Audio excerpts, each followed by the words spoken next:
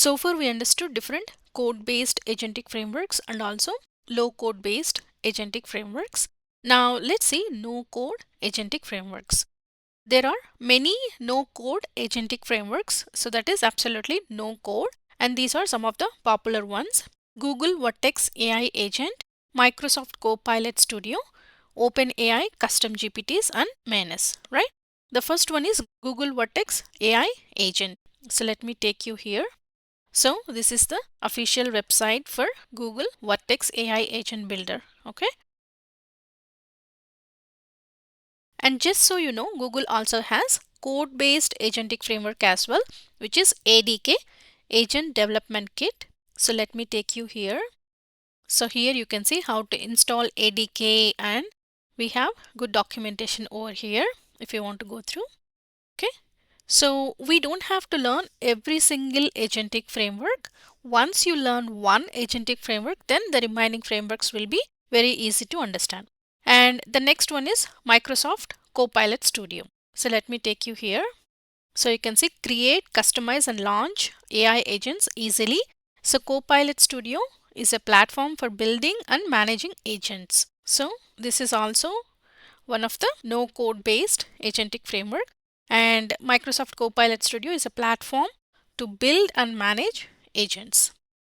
And the next one is OpenAI Custom GPTs. And with no code, have you noticed the OpenAI deep research feature or deep search, right? So what is this tool doing here? Here multiple agents work together and give us the result. For example, let's say research by one agent, creating graphs by another agent, or analyzing and giving us the results by another agent, right? So multiple agents will work together. So this is in GPT. Claude and Gemini also have deep research feature. So you can use these tools and perform any research related tasks. Okay. And the next one is Manus. So Manus is one of the no code based agentic framework. Let me take you here. So this is the official website of Manus. Manus is now part of Meta, right? So Meta acquired Manus. So this is the official website. And Manus AI is general purpose AI agent, right? And Manus is like having an AI employee who can learn and do a wide variety of tasks.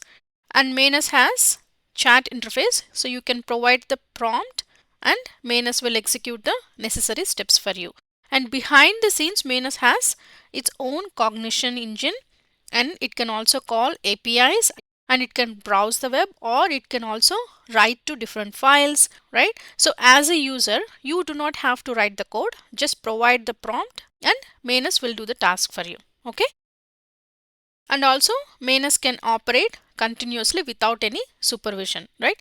That is, it has internal feedback loop and also has memory to track the progress, right? So whereas if we use ChatGPT, the AI responds once and stops there, right?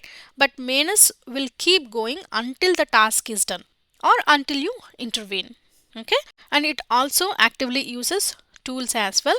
If it needs any information, it can also browse the web and get the information for you. Okay.